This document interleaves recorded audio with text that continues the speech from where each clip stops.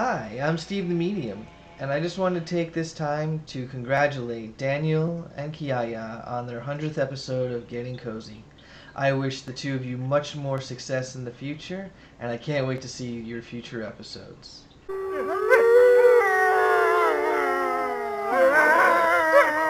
Today we're going to be starting another new chapter book with all of you. And this one is another favorite from my childhood, and it was recently revived as a motion picture starring Robert DeNiro. Starting today, we will be reading and sharing with all of you The War with Grandpa by Robert Kimmel Smith. Sit back, relax, get cozy as we read the first several chapters of this great book.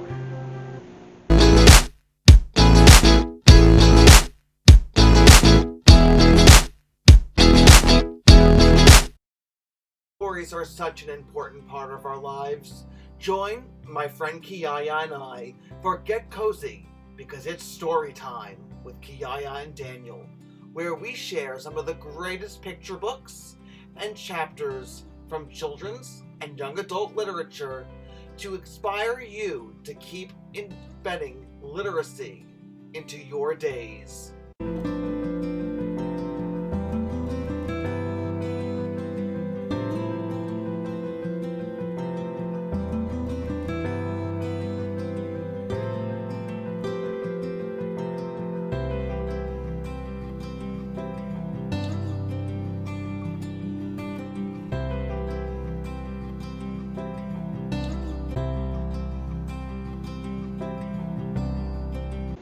Chapter 1. Peter Stokes' True and Real Story.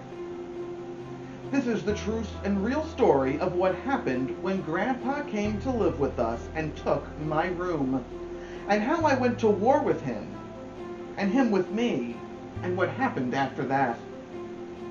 I am typing it out on paper without lines on my dad's typewriter, because Mrs. Klein, she's my 5th grade English teacher, said that we should write a story about something important that happened to us, and to tell it true and real, and put in words that people said if we can remember, and to put quote marks around them and everything.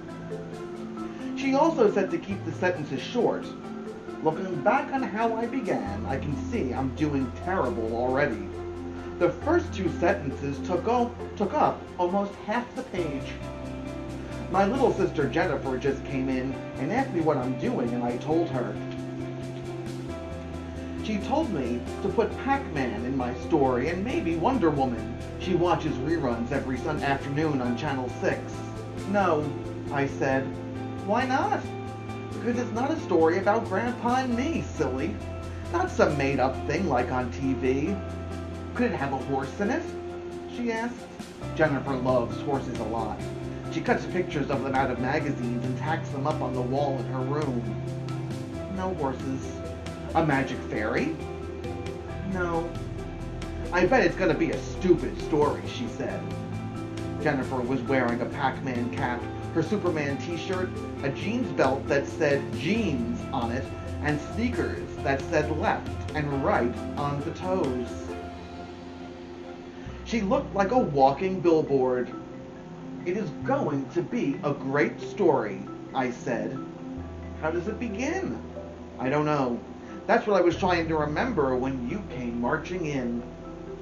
I think it should begin with me, Jenny said, because I found out Grandpa was coming to live here before you even knew about it. Good idea, I said.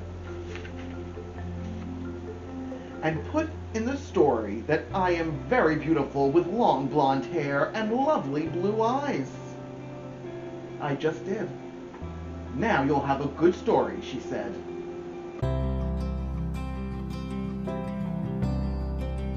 Chapter 2. The Beginning. I like to read stories that have lots of chapters that are short, because it makes the book go faster. You can always find your place. So you can bet my story's gonna have a bunch of teeny, tiny chapters. It really began when Jennifer came into my room with that look on her face. That usually means she knows something that I don't. That's one thing Jennifer likes best in life. A secret. Not that she is so good at keeping secrets. She is no good at all in that department. In fact, I can usually get her to tell me anything I want because I'm her big brother and she's just a little kid. I know something you don't, Jennifer said. She headed across my room to the broken rocking chair. Don't sit on my rocker, I replied. She looked at me and made one of her faces where her eyes rolled back in her head and she pouted, "Why not?" "Because you'll make the arm pop out of the back like you always do because you rock too hard." "I will not," she said, which was a lie. She always breaks my rocker. The rocker used to be in the living room until it broke. Mom was going to throw it in the trash, but I rescued it and brought it up to my room. One of these days, my dad says he will glue the arm really solid so it won't pop out all the time. Jennifer was standing right near my rocker. "Don't even touch it," I said before she could. "Don't you want to know what I know?" Jennifer asked me. "I already know everything you know and a whole lot more," I said. I picked up the book on my bed, like I didn't want to talk anymore, and pretended to begin reading. "It's about Grandpa." I kept on reading. "Grandpa Jack." I ignored her. "From Florida." That made me laugh. We only have one Grandpa Jack, and he lives in Fort Lauderdale in Florida. "I remember him," I said. "It's not funny, Peter Stokes," Jennifer said. "Grandpa Jack is too lonely down in Florida since Grandma died. So he sold their house and he's coming to live with us. Right here. In this very house." I heard Mom talking to Dad about it on the telephone. We're supposed to cheer him up, you and me, because his leg is hurting him a lot and all, and he's very sad about Grandma. "Grandpa's coming to live here?" I said. "Yup," she nodded. "I'm glad," I said, and I was. I like Grandpa a lot, but I don't get to see him much because he lives so far away. "For once you found out a good secret, Jenny," I said. "That's not the secret," she said, putting her hand on her hip, posing like a statue or something. "Where do you think his room will be?" "I don't know. Upstairs on the 3rd floor? Probably in the guest room." She smiled and put her tongue between her teeth so it showed. "Oh no," she said. "That's where you are going." "Me?" "Yup." She smiled at me because I was groaning out loud. "You mean Grandpa is getting my room?" "I can't tell you," Jennifer said. "That's the secret."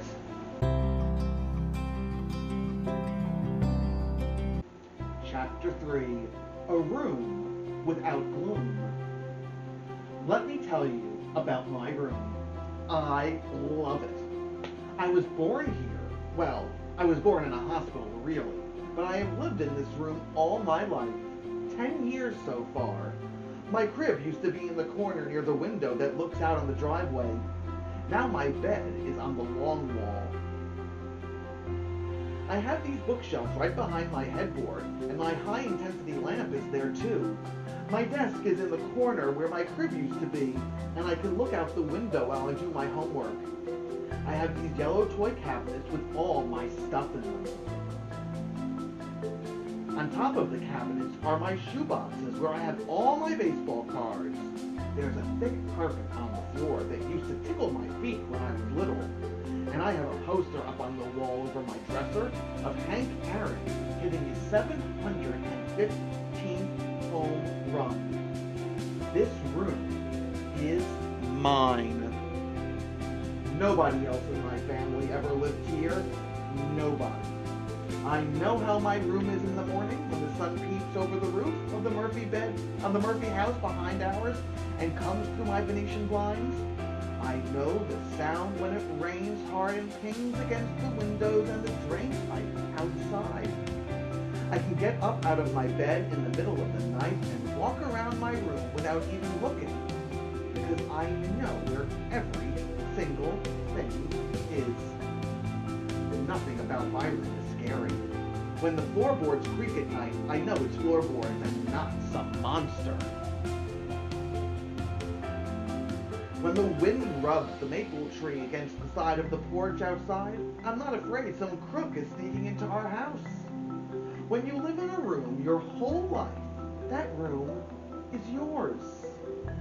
It doesn't belong to Jennifer or my mom or my dad, and it certainly doesn't belong to Grandpa Jack, who never lived one day in this house. This room is mine. I love it. I belong in it. And I don't ever want to live anywhere else.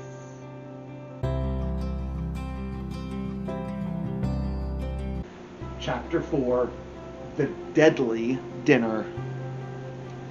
This chapter is about what happened at dinner that night. I'm not too proud about how I acted, but I'm going to write about it anyway, because it is true and real. I didn't go dashing off to my mother when Jennifer dropped the news on me about Grandpa coming. I have a feeling about bad news. I always let it come to me instead of running around like an idiot looking for it. But I can tell you I was feeling pretty awful that whole afternoon, and I didn't have much appetite for dinner. My dad came home at his usual time that night, about 6 o'clock. My dad's name is Arthur, and he's an accountant. An accountant works with money, and in case you didn't know, figuring out how much money people and companies have, and what they should do with money besides spending it. In the spring, when people have to pay their income taxes, my dad is very busy, and sometimes comes home very late, and even works on weekends. Tax time, he calls it. And it goes on for months. During tax time, he disappears downstairs into his office in the basement and doesn't come out until it's over. Now, after telling you all that, I have to be truthful and say, I don't know what Dad does exactly, except he uses a calculator and some books called ledgers a lot.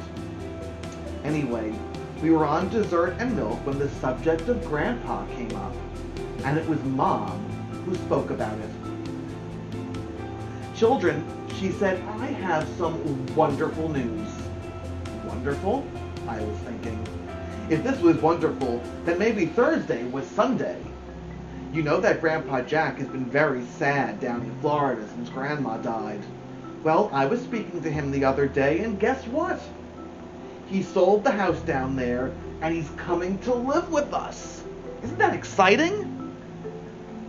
Mom was looking at me with such a happy expression on her face that I had to smile. Just a little. Terrific, I said, which was maybe one of the biggest lies of my life. You'll finally get to know your grandpa, Dad said. He's a great guy, Peter, and he loves you and Jenny a lot. I'd love him up to the sky and down to the ocean, Jenny said. He always sends me candy on my birthday. That's my silly sister. If Frankenstein gave her chocolate, she'd be his best friend. When is Grandpa coming? I asked. In about a week, Mom said. He's just finishing some last-minute things, and then he'll fly up here to stay. We've got to make Grandpa feel welcome, kids, Dad said. Our home is his home now. I expect you to treat him just like a member of the family, with respect and courtesy. And maybe with a little extra understanding, because he misses Grandma so. It may be strange in the beginning, Mom said, having Grandpa here all the time, but I know you'll do everything you can to make him happy. Can I show him my ballet routines? Jenny asked. Perhaps, Dad said, smiling. He'll probably enjoy them. Will he play the piano for me while I dance? Not unless he suddenly learned how to play the piano, Mom said. Will he play casino with me? Jenny asked. Jenny, Dad said, let's not jump all over Grandpa Jack the minute he walks in here. Let him settle in and get comfortable. Dad looked over at me. Peter? Why so silent? Just thinking, I said. Are you worried about Grandpa coming here? Mom asked. A little. I said, I saw a funny look pass from Mom to Dad. Where's he gonna stay? I asked. In the guest room? Well, Dad said with a kind of a sigh. No, Peter. Where then? I asked. Exactly. Let's talk about it, Dad began. You see, Peter, Grandpa's leg is really bad. He can't walk upstairs very well, so putting him on the top floor of the house up 2 whole flights of stairs, that's not a good idea. And the bathroom on the top floor is only half a bath, Peter, Mom said. If we put Grandpa up there, he'd have to go down a flight of stairs to shower, then up again. Couldn't you just put a shower on the top floor bathroom? I asked. Not really, Dad said. Why not? I said. There's only those old dinky rooms up there where we store things away. You could make the bathroom bigger. Look, Peter, Dad said. We've been thinking awfully hard about where Grandpa can stay, and there seems to be only one answer. No, I said as fast as I could. It has to be your room, Peter, Dad said. Absolutely, positively, 100% no. Spelled N-O. I didn't just say that, I yelled it. Peter, Mom said, don't shout. Don't you want Grandpa to live with us? Jenny said. How can you be so mean? Stay out of this, bird brain, I said to her. Oh, Peter, Dad sighed, shaking his head slowly. Why can't Jenny give up her room? I asked. Why does it have to be me? She's still a baby, Peter, Mom said. I am not, Jenny said. She looked insulted. She still gets up in the night sometimes, Mom went on, and she needs looking after more than you do, especially getting dressed in the morning. You know what a slowpoke she is. Now I have to keep up after her or she'll be late for school every day. You're a big boy now, Peter, almost grown up. I depend on you. You know that. It's not fair, I said. It's not fair that Grandma died, Dad said. It's not fair that Grandpa is so sad and lonely. Life isn't always fair, Peter. We'll try to make you as comfortable as possible on the 3rd floor, Mom said. Who knows? Maybe you'll enjoy living up there. Oh, no, I won't, I cried out. I love my room. It's mine.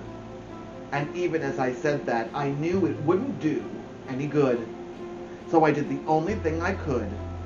I jumped up from my chair, ran up to my room, threw myself on the bed, and cried like a maniac.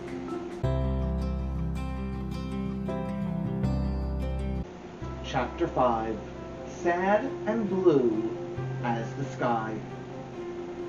Well, that is about as long a chapter as I ever care to write. It took about 5 days. I don't know how authors ever write big fat books. They must spend their whole life doing it. Meanwhile, I was as sad as I ever was, up in my room, and about as blue as the sky. There's a thing that happens when parents want kids to do something, and the kid doesn't want to. What happens is that the parents usually win. That's one of the biggest advantages of being a parent. You get to win the arguments. Take piano lessons, for example. Once a week, I go to Mrs. Biddle's house and spend 45 minutes flogging away at these stupid pieces, while she sits beside me, sighing and shaking her head. Do I want to take piano lessons? No. Do I have to? Yes. Do I want to practice the piano every afternoon after school? No. Does my mom make me do it? You know the answer. Why couldn't I have had baseball lessons instead? If somebody pitched me a baseball for 45 minutes every week, then maybe I could learn to hit a ball instead of striking out all the time. Which is what I do, except a few times by accident I hit the ball. Last year, I only got 2 hits all season. Anyway, what happened was that after a while, my dad came up to my room and talked to me. I had that sinking feeling in my stomach the whole time we talked.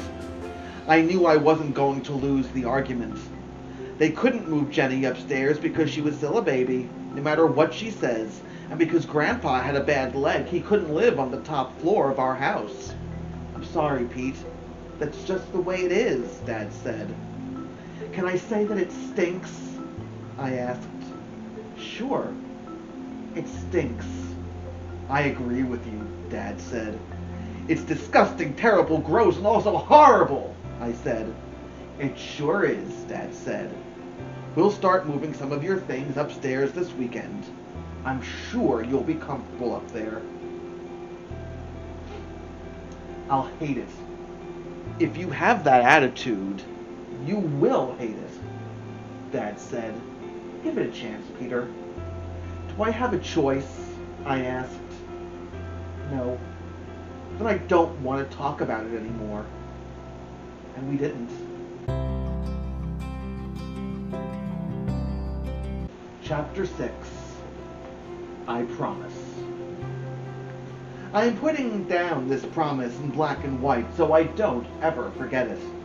When I grow up and have a kid, I will never make him do anything he really doesn't want to. That was a solemn promise, so help me God. Except if it is something really important, like if he didn't want to brush his teeth, I'd have to make him do it or else he'd get cavities and stuff. Or if he didn't want to eat his vegetables, say, and he would not get his vitamins to help him grow up right. Or if he wanted to run across the street when a car was coming, I would have to stop that, of course. Or if he fooled around with matches, or electricity, or poison, or things that could hurt him. And if he didn't want to go to school, why, I guess I'd have to make him go, or he'd grow up stupid. Maybe there's a few other things, but he'd have to do. I have not thought of, but other than that, no. And that's a promise.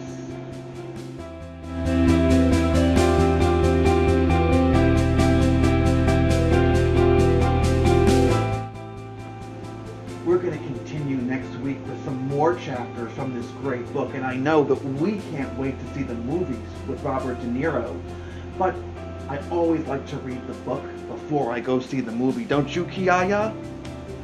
Catch us next Tuesday for another episode of Get Cozy, where we share the next few chapters of The War with Grandpa. Stay safe, stay healthy, and remember, that's right, reading is power.